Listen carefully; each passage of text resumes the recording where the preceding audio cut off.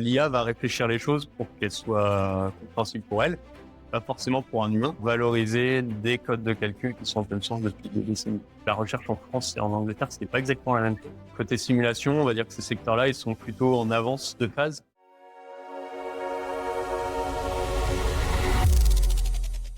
Bonjour à tous. Aujourd'hui, dans Impact STP, on reçoit Monsieur Maxime Guéguin, docteur en mécanique des structures à l'école des ponts, ancien directeur scientifique chez Eurobios Muse Labs et aujourd'hui CTO et co-founder de Simvia, une deep tech qui révolutionne la simulation numérique pour l'ingénierie.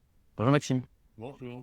On va parler un petit peu de son parcours, du labo à l'entrepreneuriat, de ce que la simulation numérique change concrètement dans la construction et les infrastructures et de ses conseils pour les étudiants qui souhaiteraient se lancer. On va revenir un petit peu sur votre parcours et je vais te laisser te présenter. Donc moi, Maxime, mon parcours, il est assez simple. J'ai fait un bac scientifique et ensuite j'hésitais entre une école d'architecte ou de me lancer dans des études d'école d'ingénieur.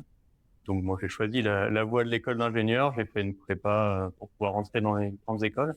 Puis j'étais admis à l'ENS Cachan à l'époque, donc pas loin de l'ESTP, dans la filière génie civil. Donc là, ça alliait à la fois la partie vraiment technique et puis connaissance des bâtiments. Moi, ça me plaisait beaucoup. Dans les thématiques, évidemment, on pouvait, comme à l'ESTP, aller voir du côté de la planification des chantiers ou ce genre de choses. L'orientation était quand même beaucoup pour devenir enseignant-chercheur autour du génie civil. Donc, on voyait pas mal de cours sur la conception des bâtiments, la formulation du béton, le béton armé, comment faire son dimensionnement. Donc ça me passionnait pas mal. Donc, j'ai voulu prolonger, faire une thèse à peu près dans cette thématique-là. J'ai choisi de changer d'établissement et d'aller voir ce que je faisais à l'école des comptes, mais toujours avec la passion technique. Moi, c'était vraiment ça, mon objectif initial, c'était de faire de la technique. Donc, d'aller le plus loin possible en faisant une thèse. Ensuite, j'ai commencé à chercher à avoir un poste d'enseignant-chercheur. J'ai pas été pris sur le concours sur lequel j'avais postulé. Mais entre-temps, j'ai passé par l'Angleterre où je me suis rendu compte que la recherche en France et en Angleterre, c'était pas exactement la même chose. Et l'aspect, on va dire, entrepreneurial en Angleterre dans les labos, c'est vraiment fortement développé. Donc, ça a eu un peu ce retentissement chez moi. Donc, j'ai choisi de bifurquer après ma thèse vers plutôt un poste d'ingénieur de calcul. Et donc, j'ai rejoint Eurobios Muse Labs à l'époque, en tant qu'ingénieur en simulation numérique. Et au fur et à mesure du temps, j'ai pris des responsabilités comme chef de projet dans des domaines, on va dire, de la simulation. J'ai pu encadrer des gens qui faisaient de la data science, de l'IA. Donc, au fur et à mesure du temps, en fait, j'ai continué à apprendre, mais plus en faisant moi-même, mais en encadrant des gens qui faisaient, on va dire, des projets de haut niveau. Et tout ça toujours avec on va dire, l'objectif de réutiliser les choses au maximum. C'était ça mon état d'esprit en tant que directeur technique de Robios Muse Labs, c'était de me dire, en fait, d'un projet à l'autre, comment je fais pour réutiliser les choses. Et l'une des parties intéressantes de l'open source, c'est ça, c'est qu'en fait, quand on met les choses en open source, d'un projet à l'autre, on peut les réutiliser. Et donc voilà, moi je me suis construit vraiment sur la partie technique liée à la simulation des bâtiments et au fur et à mesure du temps, en fait j'en ai appris avec tous les collaborateurs avec lesquels j'ai travaillé et c'est ce qui a fait que je suis, on va dire, dans une partie plus deep tech maintenant, mais voilà, ça a été un cheminement tout au long de mon... Du coup, vous avez parlé, après votre thèse au pont, vous êtes parti à Sheffield, à l'université, en tant que Research Associate. Qu'est-ce que vous avez appris humainement et techniquement là-bas? Vous parlez d'entrepreneuriat. Qu'est-ce qu'ils font différent de nous? Alors moi, ce que j'ai appris d'un point de vue, on va dire, mathématique, tout ce qu'on apprend dans les écoles françaises, on a un bagage mathématique qui est quand même assez approfondi en France. Donc en fait, quand on arrive en Angleterre, la première chose qui frappe, c'est que d'un point de vue mathématique, on est largement à l'aise. Par contre, d'un point de vue applicatif, on sent que là, on n'est pas du tout au même niveau et que la problématique de se dire qu'est-ce que je vais faire pour faciliter la vie d'un ingénieur, dans un labo français, ça existe. On va dire que c'est pas la qualité première. Dans un labo anglais, moi, mon sentiment, ça a été que, en fait, c'était leur premier réflexe, c'était de réfléchir comment ça va aider l'ingénieur de demain. Et donc, notamment, j'ai collaboré avec un chercheur qui avait lancé une spin-off du laboratoire et qui développait un logiciel en même temps qu'il faisait ses recherches dans le labo, ce qui est quand même assez rare en France. Je l'ai découvert qu'en Angleterre, c'était assez commun. Parce que le labo ne subventionnait pas ou n'encourageait pas ce domaine de recherche? En fait, c'est que la recherche était une chose, mais c'était tellement utile aux ingénieurs que ça pouvait devenir un produit. Et en fait, en Angleterre, on leur a pas demandé de choisir entre faire de la recherche ou faire un produit. Donc, il pouvait à la fois être CEO de l'entreprise et en même temps chercheur. Et donc, il arrivait à combiner les choses, c'est-à-dire d'améliorer le produit par les recherches et en même temps d'améliorer, on va dire, l'interface, l'informatique par l'entreprise qu'il avait. Donc, c'était assez inspirant pour moi. Pour revenir juste sur votre thèse qui parlait de l'homogénéisation des sols renforcés par colonne ballast, est-ce que vous pourriez nous dire en 2 mots ce que c'est? Donc, en 2 mots, quand vous avez des sols qui sont pas suffisamment porteurs pour mettre votre bâtiment, bah, vous devez le renforcer. Pour le renforcer, il y a plein de méthodes qui existent. L'une d'entre elles, c'est d'enlever le sol qui est un peu limoneux, qui est un peu trop, n'a pas une cohésion assez importante, et de le remplacer par du ballast. Donc en fait, juste des gros cailloux qu'on va mettre dans le sol. Toute la problématique, c'est de savoir combien il faut mettre, quels espacements il faut mettre, quelle géométrie mettre pour mieux résister. Et donc pour ça, la simulation est très utile pour pouvoir estimer quelle va être la capacité du sol une fois qu'on a fait l'intervention. Ce qui permet de guider des potentiels travaux géotechniques par la suite. Et est-ce que à la suite de votre thèse, vos travaux ont été implémentés dans des entreprises? Alors, mes travaux, déjà pendant ma thèse, il y a eu des présentations qui ont été faites dans des associations, notamment vis-à-vis du parasismique. Donc, sur l'étanche Bachy, notamment à l'époque, il y avait vu des travaux que j'avais pu faire. Ensuite, ça a été repris dans on va dire, dans des logiciels pour pouvoir faire des études. Mais c'est l'avantage des publications, c'est qu'en fait, on se rend compte que ça a été utilisé un peu partout dans le monde. Alors, pas par énormément d'utilisateurs, mais voilà, des gens qui nous citent et qui l'utilisent pour des papiers de recherche qu'ils font dans différents pays. C'est assez intéressant. Il n'y avait pas une application industrielle directe, et c'est peut-être ça aussi qui m'a frustré, qui a fait que je me suis dit que j'allais faire, on va dire, un parcours plus d'ingénieur calcul par la suite pour avoir des applications plus directes de ce que je fais. En 2016, vous rejoignez du coup Eurobios en tant que chef de projet. Puis après, vous êtes passé directeur technique, puis directeur scientifique. Euh, Comment on passe de chef de projet à directement directeur en seulement 10 années de recherche? Alors, bon, déjà, Eurobios, pour resituer, c'était une petite entreprise, hein. Donc, on parle d'une quinzaine de personnes. Donc, forcément, on va dire que la ligne hiérarchique est un peu plus écrasée que dans certains grands groupes. Néanmoins, en fait, comment on devient directeur, c'est parce que finalement, quand on est chef de projet, on est amené à faire avancer un projet. On n'est pas forcément manager de personne. On est manager, on va dire, d'un point de vue fonctionnel sur le projet. Et je me suis rendu compte qu'en fait, c'était ça qui m'intéressait encore plus que de faire moi-même. C'était de faire en sorte que le projet soit mené au mieux par des gens placés au bon niveau. Et donc, c'est un peu ça le rôle qu'on retrouve et que j'ai aujourd'hui en tant que directeur technique de Synga, c'est d'essayer d'avoir les bons profils dans les bons projets pour pouvoir les faire avancer au mieux et faire en sorte que ces talents-là, ils se sentent bien dans les projets dans lesquels ils sont. Donc en fait, c'est au lieu de construire des bâtiments, moi j'essaie de construire des équipes pour que les projets avancent. Et il y a un peu une notion d'architecture quand même de complémentarité entre les personnes. Et donc ça me plaît quand même beaucoup dans ce nouveau métier, on va dire, que j'ai appris au fur et à mesure du temps. Oui, on va revenir sur votre expérience chez Simvia. Chez Eurobios, comment vous conjuguez rigueur académique et les contraintes industrielles et opérationnelles au quotidien? C'est vrai que ça peut paraître un peu antinomique. En fait, ce qu'on apprend pendant la thèse, c'est effectivement cette rigueur-là. C'est-à-dire que un calcul, il faut toujours comprendre pourquoi ça donne ce résultat-là. Et donc, effectivement, ça demande un peu plus de temps que, on va dire, ce qu'un bureau d'études classique va avoir comme contrainte vis-à-vis de son client. En fait, chez Eurobios, on travaillait quand même plutôt sur des projets, entre guillemets, à 5 pattes. C'était des moutons à 5 pattes. Donc, c'était des projets dans lesquels il y avait un challenge scientifique qui était associé. On produisait pas des études qui se ressemblaient les unes avec les autres. C'était vraiment des études qui étaient à chaque fois particulières. Et donc, c'était ça que les clients venaient chercher chez nous. C'était un peu cette critique des résultats, l'analyse de est-ce qu'on est bien dans la bonne direction. Et donc, en fait, c'est pas antinomique de prendre le temps d'analyser ces résultats et d'avoir cette rigueur-là. C'est pas quelque chose qui est inentendable pour un client. Et au contraire, ça peut être cool quand c'est sur des sujets qui sont vraiment pointus. Et même complémentaire du coup. Et même quand c'est vrai. On arrive maintenant à Simvia, que vous avez créé du coup en 2024. Est-ce que vous pourrez nous raconter les débuts, comment ça s'est créé, comment ça s'est passé et ce que vous avez appris de cette expérience d'être cofondateur d'une entreprise alors que vous n'avez jamais reçu de formation en management?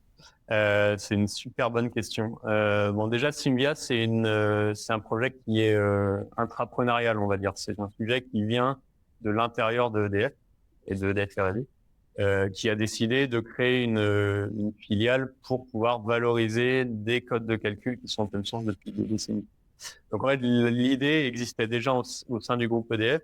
Il a été porté par Fabien, qui est le CEO de Synga, qui a eu l'occasion de maturer notamment le business model qu'il y avait de possible avec. Donc moi, en fait, j'ai rejoint l'aventure une fois que le business model avait été décidé pour construire l'équipe, construire les outils pour pouvoir faire en sorte de répondre aux besoins des clients. Et donc ça, c'était quelque chose que j'avais déjà un peu connu quand même, de faire croître une équipe quand j'étais chez Eurobios Smooth Labs. Et c'est vrai que là, on partait de zéro. Donc en fait, c'est-à-dire que même un logiciel le paye, même avoir une licence pour pouvoir utiliser Word ou PowerPoint. Voilà, on partait de rien. Donc faut choisir chacune des décisions, la messagerie instantanée qu'on va utiliser, le versionnage de code. C'est vraiment passionnant. Effectivement, on apprend aussi un peu de ses erreurs parfois. C'est que des fois, on fait des choix, puis en fait, 6 mois plus tard, on se rend compte qu'il faut changer. Mais voilà, faut accepter d'avancer sans avoir la certitude que la décision qu'on prend est pérenne pour plusieurs années. Et c'est ça qui est assez challengeant dans ce genre de démarche, on va dire, de start-up. C'est qu'il faut avancer, quoi. Faut à la fois avoir des clients, à la fois structurer l'équipe en interne. Et moi, c'était ce challenge-là que je venais chercher le lancement de Synga, pour pouvoir justement le voir de l'intérieur, comment ça se passe, cette création d'entreprise. C'est votre associé qui s'est dit, là, il y a un vrai marché. Du coup, pour aller chez l'open source, c'est le moment. Ouais, c'est ça. En fait, c'était une thématique qui revenait régulièrement au sein de FR&D. Parce que c'est open source depuis très longtemps. Mais il y a plusieurs choses qui font que les décisions ont pu se prendre. L'une d'entre elles, c'est quand même le contexte géopolitique, mais qui est clairement quelque chose qui est assez important aussi pour les gens qui rejoignent Synga, et moi aussi qui me tenait à cœur. L'open source, c'est l'opportunité de plus forcément être verrouillé avec des éditeurs qui sont des éditeurs souvent américains. Alors ça peut avoir du bon, mais disons que pour la souveraineté, c'est pas forcément exceptionnel. Et en fait, cette particularité-là, elle parle beaucoup, elle me parle à moi, mais elle parle aussi au sein de l'entreprise Synga. Et les clients aussi, on sent que c'est quelque chose qui vient de se dire, en fait, ouais, c'est une entreprise qui est européenne, qui est même française. Donc, ouais, cette particularité-là, c'est assez récent, en fait. L'open source, je pense que les gens l'ont senti aussi avec les modèles là qu'on développe, les modèles de langage où finalement, monsieur, madame, tout le monde a entendu parler du fait que les modèles sont open source, même s'ils savent pas très bien ce que ça veut dire. Donc, ouais, le terme open source est devenu dans le langage courant connu. Là où il y a 10 ans, c'était un peu plus obscur, ça paraissait moins pérenne, moins industriel, en fait, moins compatible avec l'industrie. Et aujourd'hui, je pense qu'on en a fait la preuve. Et arrivé en 2024, voilà, il y avait déjà un peu ces graines-là qui avaient été semées. Et puis, il y avait un terreau d'utilisateurs qui existait déjà, d'utilisateurs industriels qui existaient déjà de ces codes-là parce qu'ils étaient open source. Donc, en fait, le marché, on le savait mature aussi par le fait qu'il y avait déjà des utilisateurs prêts à faire le pas. Après, jusqu'à quelle taille de groupe d'utilisateurs on va aller, ça, c'est encore une des inconnues qu'on a. En tout cas, on a les preuves que une entreprise de ce type-là peut fonctionner, quoi. Là, vous êtes après justement sur quelle taille? Moi, c'est ça qui me passionne dans mon métier de tous les jours, c'est qu'en fait, je vais parler avec des grands groupes, et je peux les citer, ils sont sur le site, comme Orano, qui d'ailleurs peut être pourvoyeur de beaucoup d'offres de postes pour les gens de l'ESTP, parce que c'est des équipes de calcul qui grossissent de façon assez incroyable. Et donc voilà, donc nous on est amené à former des cohortes de plusieurs dizaines de personnes tous les 2-3 mois pour utiliser les codes. Donc ça, c'est quand on travaille avec des Orano. Quand on va travailler avec des bureaux d'études qui sont sous-traitants de niveau 2, des grands acteurs comme EDF ou Orano justement, en fait les discussions sont pas les mêmes. Là, on est plus dans des petites entreprises qui ont besoin de dégager de la marge tout de suite, d'être efficace tout de suite. Et donc la logique, elle est pas du tout la même. Et donc c'est ça qui est assez intéressant en fait quand on regarde les gens qui utilisent les outils open source, c'est que il n'y a pas un type d'entreprise qui utilise les logiciels open source. Ça peut être des très grands groupes comme des bureaux d'études de 2-3 personnes. Et ça, c'est passionnant de discuter avec chacun de ces types d'entreprises parce que leurs problématiques sont pas du tout les mêmes. Tous les jours différents. On va continuer sur le technique, mais justement, une question sur vous et cet esprit entrepreneurial. Est-ce que vous vous êtes toujours dit, j'ai envie de développer mon entreprise avec un logiciel et tout ça? Ou alors on a fait appel à vous et vous vous êtes dit pourquoi pas? Ou alors c'est le côté open source qui vous a attiré dans l'entreprise? Ouais, moi, il y avait ça. Il y avait quand même le côté open source, le côté pouvoir choisir la direction dans laquelle les choses allaient aller et en être garant, en fait. Ça, c'était quelque chose qui m'intéressait beaucoup. Je me suis pas dit, je veux absolument une fois être dans le montage d'une entreprise. Néanmoins, de pouvoir mettre sa patte, de pouvoir donner une orientation et puis en fait continuer, même s'il y a des obstacles, etc., dans la direction qu'on a choisie. Bah ça, c'est quelque chose qui me tenait à cœur en fait. Arrivé à voilà, j'ai une quarantaine d'années, bientôt 40 ans, je me disais que c'était une expérience que je voulais vivre une fois au moins, de commencer de zéro et puis de voir grossir une entreprise dans laquelle on a mis sa patte. Justement, Simvia est basé à Palaiseau, dans l'écosystème Paris-Saclay. Est-ce que c'est un choix délibéré en termes de vivier de talent pour lever des fonds? Alors, c'est un choix de façon principale parce que c'est là où se trouvent les équipes de développement des logiciels de EDF. Donc, on est vraiment dans les locaux de EDF R&D. Donc, le DF Lab, pourquoi il s'est mis là? Oui, c'est pour aller chercher le vivier. On est, voilà, moi de ma fenêtre, je vois Télécom. Juste avant, il y a Polytechnique et l'ENSTA. Donc, en fait, voilà, l'idée de se mettre sur le plateau était assez logique pour EDF. Après, très clairement, attirer des talents, c'est toujours une problématique pour toutes les entreprises, même pour EDF. Et donc voilà, nous on est toujours à l'écoute de gens qui sont à la recherche de stages ou d'opportunités en première embauche, parce que c'est vraiment ça qui fait la valeur, surtout chez Symbia ou chez EDF R&D. En fait, c'est les talents, c'est les cerveaux et les mains qui vont pouvoir produire les différents outils. Et donc, on a besoin vraiment des gens qui soient formés de façon avancée. Et en France, on a quand même la chance de pouvoir avoir un vivier de talent qui est assez impressionnant. Donc voilà, on a fait le choix d'aller sur le EDF Lab Paris-Saclay. Et EDF Lab Paris-Saclay s'est mis là pour être à côté dans le vivier des grandes écoles.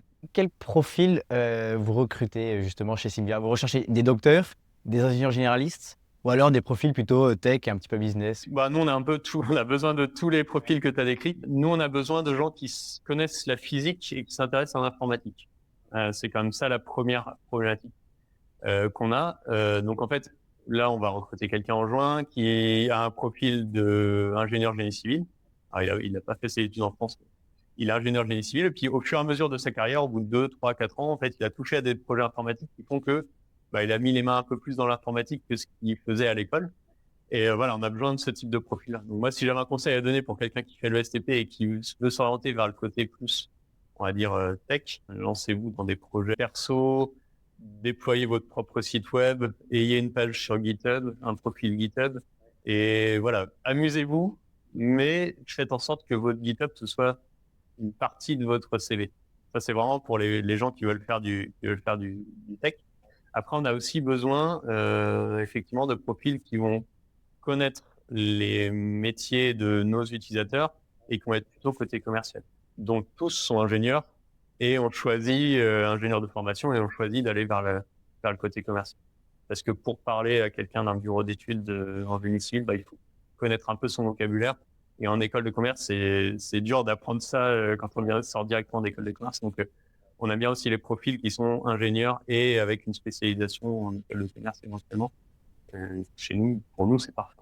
Si vous deviez expliquer ce que fait Simvia, comment vous le décriveriez?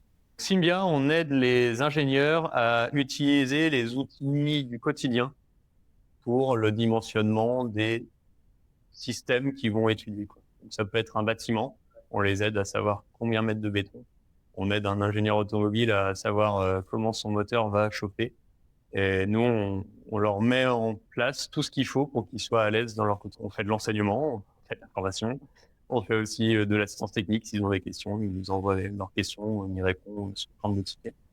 Donc voilà, on est plutôt côté éditeur logiciel. On les aide à utiliser des logiciels qui sont téléchargeables gratuitement, quoi qu'il arrive. Nous, on les aide juste à l'utiliser mieux. Qu'est-ce que ça a de plus qu'un simple logiciel d'éléments finis, par exemple? Pour le coup, c'est des logiciels, enfin, l'un des logiciels est un logiciel aimant fini. Donc, en fait, on peut pas dire qu'il y a quelque chose de plus en termes d'algorithme ou de choses comme ça.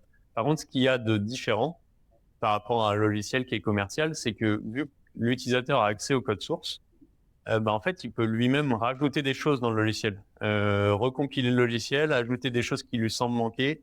Et ça, on le voit souvent, en fait. Donc, il y a évidemment des laboratoires de recherche qui font ça, mais aussi des entreprises qui, en fait, ont besoin de certaines choses particulières qui sont assez différenciantes pour leur métier. Et donc, ils développent une partie du logiciel eux-mêmes et ils le gardent chez eux et l'utilisent pour leurs besoins. Et c'est très bien comme ça. Et ça, on ne peut pas le faire dans un logiciel commercial. où on a accès à un exécutable avec un logiciel commercial. Donc voilà, je dirais pas que c'est pas opposé, c'est juste que c'est un logiciel dans lequel en plus on peut essayer de rajouter soi-même des choses. Vous êtes membre du steering committee d'Asterlab, la communauté code Aster, donc relancée en 2025. Quel est le rôle de la communauté open source dans votre travail? Ouais, alors la communauté open source, c'est vraiment la chose qui est primordiale. C'est qu'en fait, quand on va se lancer dans l'utilisation d'un logiciel libre, on va avoir besoin de conseils. Alors évidemment, il y a les entreprises qui vous le vendent, ou alors Symvia qui vous offre du service, mais il y a aussi toute la partie, les autres utilisateurs. Ils ont tous eu des problèmes, ils sont tous prêts à les partager avec la communauté. Et c'est l'objectif de ce réseau-là. C'est, bon, évidemment, il y a les forums des codes, mais le réseau, c'est de se connaître un peu plus. Et puis, que deux entreprises se disent, en fait, nous, on a les mêmes problématiques, est-ce qu'on lancerait pas une thèse ensemble? Donc, l'objectif vraiment de ce réseau, c'est de plus être anonyme en tant qu'utilisateur d'un code, c'est de se connaître, puis d'essayer de monter des choses ensemble. Donc, pour nous, c'est primordial aussi parce que c'est comme ça qu'on a des retours les plus francs sur les codes. C'est quand on a des utilisateurs des codes qui nous disent, ça pourrait être amélioré, ça, on pourrait faire ça comme ça. Nous, ça nous aide à réfléchir comment améliorer le quotidien de chacun. Et vous arrivez bien à travailler ensemble, justement, les retours d'expérience sont positifs? Très clairement, sur la communauté, on vient de la relancer, mais les gens apprécient beaucoup ça. Comme j'ai dit, pour pouvoir discuter avec des pairs, pour pouvoir discuter avec des gens qui ont rencontré les mêmes problèmes. Et nous, chez Symvia, notre but, c'est pas évidemment pas de capter la communauté des utilisateurs, c'est d'accompagner, d'aider à la structurer. Et puis, s'il y a des initiatives qui sont faites avec deux membres du réseau, on en est super content. Je me dois un petit peu obligé d'en parler, je ne sais pas si c'est une bonne chose ou pas, mais l'IA dans votre métier, est-ce que ça arrive du coup de plus en plus? Est-ce que vous voyez déjà des applications concrètes? C'est une très bonne question. Nous, Parce qu'avec justement avec l'open source, est-ce que ça cause pas des conflits? en fait, aujourd'hui, sur la plupart des métiers, l'un des grands objectifs, justement, c'est ça. C'est-à-dire que la simulation qui peut prendre du temps soit remplacée en partie par l'IA, pour faciliter le métier de l'ingénieur en simulation. Donc, l'avantage de l'open source, c'est qu'on va pouvoir créer des bases de données, on va dire, gratuitement. Il y aura le coût de l'infrastructure pour faire les calculs, mais ça fait pas tout. Donc voilà, c'est une des utilisations de l'IA qui peut être intéressante, c'est de dire, finalement, une aile d'avion, elle ressemble quand même beaucoup à une aile d'avion précédente ou à la suivante. Est-ce qu'on peut pas se servir de l'IA pour essayer de calculer les solutions plutôt que de passer directement par le logiciel? Donc ça, c'est une application de l'IA qui pousse beaucoup, que nous on regarde un peu. Mais il y a des entreprises dédiées à ce genre de sujet, des entreprises deep tech qui sont lancées là-dedans. Nous on regarde aussi l'IA pour aider dans le développement informatique. D'accord. Parce qu'en fait, demain, le métier de développeur informatique, sa valeur, ça va être d'en réfléchir à l'architecture, aux besoins des clients. Les clients, produire des lignes de code. Aujourd'hui, il y a plusieurs modèles IA qui arrivent très bien. Donc nous, on est déjà utilisateurs de l'IA. Évidemment, il faut toujours vérifier parce que l'IA peut halluciner, peut faire des choses qui sont un peu trop intrusives par rapport à ce qu'on veut faire. Mais on le regarde aussi, pour accélérer le développement informatique ou alors l'apprentissage sur les codes. C'est-à-dire que demain, plutôt que de poser la question d'aller chercher dans la doc, on pose la question à un modèle d'IA et il commence à nous mettre sur la piste. Puis il nous aide à créer nos premiers modèles. C'est quand même quelque chose qui est assez courant, je pense, pour vous en tant qu'étudiant et assez attendu pour les ingénieurs. Et ça, nous, on se met pas du tout en opposition à ça. Évidemment, le conseil humain qu'on apporte chez Symvia, il n'aura pas la même, on va dire, la même teinte que les premières choses que vous pourrez faire avec un modèle IA, mais c'est une façon d'apprendre plus vite. Et c'est comme ça qu'on le ressent. Quelles sont les industries qui utilisent le plus la simulation numérique? Vous avez parlé du coup Orano, le nucléaire, l'aéronautique. Est-ce que la construction peut aussi apprendre, le domaine de la construction, apprendre de ces autres secteurs? D'un point de vue de la simulation, en fait, il y a plusieurs grands secteurs qui sont mis à la simulation pour des raisons relativement différentes. Très clairement, l'aéronautique, la problématique est quand même que faire des essais, c'est quasiment impossible. Enfin, on crache un ou deux avions une fois de temps en temps pour quand même vérifier que la simulation ne dit pas n'importe quoi. Mais il y a des secteurs dans lesquels on peut pas trop se permettre de faire beaucoup d'essais et dans lesquels les marges d'erreur sont pas exactement les mêmes. Pareil pour l'automobile, on veut réduire le nombre de crash tests, on veut accélérer la mise en fabrication d'une voiture. Donc, côté simulation, on va dire que ces secteurs-là, ils sont plutôt en avance de phase par rapport à d'autres secteurs, dont la construction, dans lequel, évidemment, il y a beaucoup de choses qui sont faites autour du BIM, autour des outils pour pouvoir dimensionner les bâtiments. Mais voilà, les besoins sont pas exactement les mêmes. Donc il y a peut-être des choses à regarder, et c'est sûr que les gens qui font du MIM regardent ce qui se fait côté automobile. Mais voilà, les problématiques sont pas exactement les mêmes à chaque fois. Donc est-ce qu'un secteur peut apprendre de l'autre? Je sais pas. En tout cas, il y a enfin, ce qu'il faut savoir, c'est qu'il y a des instances, il y a des organisations qui font parler les différents secteurs. Il y a une semaine, là, il y avait un colloque, une organisation autour de la simulation élément fini, dans lequel il y a Renault, Valeo, Alstom, je sais plus s'il y avait des gens de la construction, je suis pas sûr, mais ils peuvent y être, qui discutent ensemble, en fait, qui présentent ce qu'il faut. Donc, c'est des secteurs qui sont pas liés, mais qui se parlent quand même un petit peu. Et voilà. Et nous, notre but, c'est aussi ça, c'est d'aller accompagner, en ayant le regard transverse, en disant à certaines entreprises, bah, dans d'autres secteurs, ils ont fait ça, peut-être que ça vaut le coup d'essayer de faire la même chose. Ou alors, au contraire, ils ont fait ça, mais ils ont rencontré pas mal de problèmes. C'est peut-être pas vers cette piste-là qu'il faut aller. Ça, c'est nous aussi notre métier de conseil et la transversalité qu'on peut avoir en discutant le matin avec une entreprise automobile et l'après-midi avec Orano.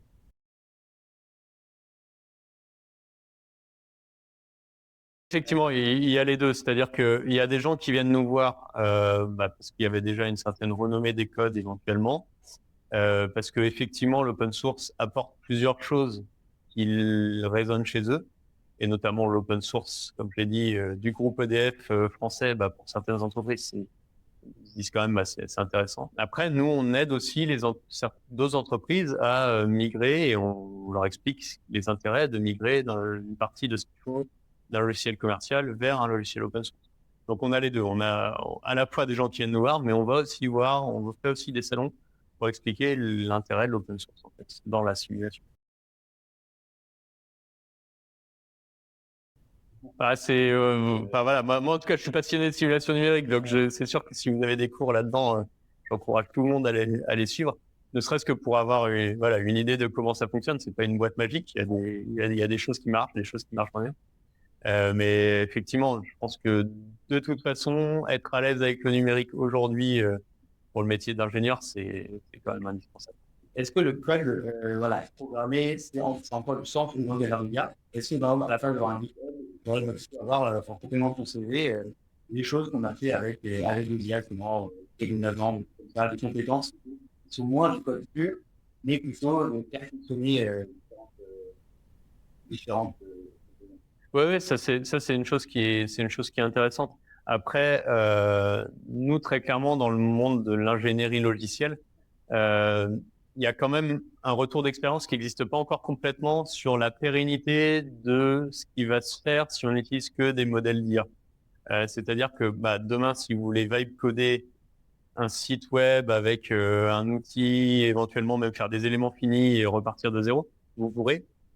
La problématique, c'est que l'IA va réfléchir les choses pour qu'elles soient compréhensibles pour elle, pas forcément pour un humain. Et donc en fait, on se rend compte que des projets qui sont vibe codés, l'une des façons de les prévenir, c'est d'utiliser du vibe coding. Donc c'est de continuer avec des modèles d'agents. Je pense que c'est une compétence qui est importante et même indispensable de comprendre comment ça fonctionne. Après, connaître un peu les langages, ça peut être intéressant parce qu'un jour ou l'autre, soit on se retrouve devant un code qui existe déjà et qui a été construit dans un langage, soit on est amené à finalement faire la revue du code qui a été fait par l'IA, et si on comprend pas ce qu'il a fait, on peut pas avoir un regard critique. Donc, je dirais pas qu'il faut abandonner les langages de programmation. Au contraire, je pense qu'il faut bien les apprendre. Après, effectivement, il y a beaucoup de tâches assez réverbatives du développeur que l'IA fait parfaitement et sur lequel ça n'a pas beaucoup de plus-value de passer par un développeur. En tout cas, nous aujourd'hui, moi, je me suis pas fait la conviction que il y aura plus besoin de savoir développer. On va juste développer différemment et on va être plus, quand on est étudiant, c'est un rôle qui est assez intéressant à prendre au fur et à mesure. On va plus être auditeur du code qui a été produit que vraiment produire le code soi-même. Et c'est un rôle qui est aussi intéressant. Justement, qu'est-ce que vous conseillerez aux étudiants, là, si vous avez 22 ans aujourd'hui, peut-être en dernière année de master, qu'est-ce que vous conseillerez aux étudiants d'apprendre un logiciel, une compétence qui pourrait démarquer? Moi, comme vous l'avez entendu au début, j'ai pas forcément un parcours le plus classique, et donc pour les conseils que j'aurais, voilà, aujourd'hui, il faut être assez diversifié. Il faut montrer le fait qu'on peut être, on va dire, expert d'un code, mais éventuellement pouvoir utiliser un autre outil. Donc j'ai envie de dire que ce qui peut être intéressant, c'est que si vous voyez un outil pendant une de vos formations, ça vaut le coup d'aller voir un outil équivalent pour voir si vous êtes capable de réappliquer ce que vous avez appris avec un outil avec l'autre. Parce que finalement, cette adaptabilité, elle va être indispensable quand vous allez arriver devant votre future entreprise qui vous dira pas forcément il faut être l'expert de ça, mais il faut savoir s'adapter. Réfléchir à ça, c'est assez intéressant. Ensuite, assez clairement, vu qu'il va y avoir cette notion d'IA qui va intervenir, essayer de continuer à garder son regard critique sur les choses, ça c'est quand même super important. Que voilà, moi j'aime bien ça quand c'est mis en avant dans les CV, le côté on va dire regard critique vis-à-vis de ce qui a été appris. Ça c'est assez important. Et après, voilà, comme j'ai dit, nous aujourd'hui, enfin moi en tant que recruteur, je regarde le profil LinkedIn, je regarde s'il y en a un site web perso, parce que souvent ça dit quelque chose des gens. Et puis le GitHub, parce que je suis dans un monde un peu plus tech. Et en fait, à partir de là, voilà, je me fais déjà une idée sur est-ce que les gens ils ont essayé de mettre en avant ce qu'ils ont réussi à apprendre pendant leur cursus ou pas. Et c'est aussi ça qui est important, c'est de voir comment les choses sont restituées. Parce qu'en tant que recruteur, effectivement, parfois on peut avoir deux CV qui sont exactement les mêmes, mais il y en a un qui va savoir bien expliquer ce qu'il a appris et l'autre moins. Et donc voilà, jouer un peu sur sur ce côté savoir se vendre, c'est quand même important, même si c'est pas forcément la spécialité que j'avais moi en sortant d'école. Mais voilà, ce serait un des conseils. Et oui, regardez ce qui se passe niveau IA. Ne plongez pas sur n'importe quel nouveau type de techno, mais essayez de comprendre un minimum comment ça marche. Ça peut être toujours intéressant. Du coup, Symbian n'a pas eu besoin de lever de fonds au début ou justement parce que ça vient d'EDF? Ouais, alors ça vient d'EDF. La levée de fonds initiale, elle a été faite par EDF. On va dire le rythme de levée de fonds, il est déjà vu par EDF. Donc effectivement, il n'y a pas eu un appel en dehors du groupe EDF. Il y a eu plusieurs étapes de qualification du projet de Sylvia pour que la levée de fonds soit validée. Mais tout ça s'est passé au sein du groupe EDF. Dernière question sur la simulation numérique en général et en France. Est-ce que la France a un avantage compétitif dans le domaine? Moi, je dirais que l'avantage qu'on a, c'est que on a eu des grands groupes qui se sont posés la question de la simulation numérique assez tôt. Et je parle pas que de EDF. Donc en fait, il y a beaucoup de groupes qui ont développé leur code, qui ont développé le savoir-faire autour de ça. Donc comme pour plusieurs secteurs, on va dire qu'on a des cerveaux bien faits en France et qui avaient déjà tous les outils qu'il faut du fait de leur cursus et puis avec la volonté de certaines entreprises. Donc en fait, on ne subit pas forcément de la même façon le revirement de certaines stratégies géopolitiques. On le vit pas de la même façon en France que dans d'autres pays où on était plus consommateur dans d'autres pays. En France, on a été plus acteur depuis longtemps. Donc ça, je trouve que c'est un vrai avantage de la France là-dessus. En plus du fait de pouvoir être on va dire un catalyseur de talent, parce qu'il y a beaucoup de talents qui viennent de l'international et qui viennent étudier en France et qui restent travailler en France. Maxime, on arrive à la fin de cette interview. Est-ce que tu aurais un message final à faire passer aux étudiants et aux gens qui vont nous regarder? Non, moi, mon message, c'est ce que j'ai essayé d'écrire dans mon parcours, c'est que, en fait, quand on finit ses études et qu'on regarde ce qu'on a fait 15 ans plus tard, c'est pas forcément linéaire. Donc, en fait, faut pas, quand on se lance dans quelque chose, faut le faire avec intérêt et passion et pas forcément se dire, si ça se trouve dans 15 ans, ce sera plus pérenne, se lancer dedans. Et de toute façon, on va dire que votre expérience vous permettra de vous adapter. Ce que vous avez appris à l'école, vous pourrez le réutiliser dans 10 ans. Mais voilà, moi, j'ai eu un parcours qui n'était pas tout à fait linéaire et je pense qu'il faut s'attendre à ça. Donc, laissez-vous le choix et l'opportunité de tester des choses et puis de revenir peut-être sur des choses plus classiques ensuite. Mais voilà, moi, ce serait mon conseil, c'est ne vous bridez pas et puis réfléchissez pas forcément à où vous serez dans 15 ans parce que il sera sans doute passé plein de choses d'ici là. Donc, faites-vous plaisir et faites-le par passion. Bah écoutez, merci beaucoup. Merci beaucoup Maxime. Merci à toi.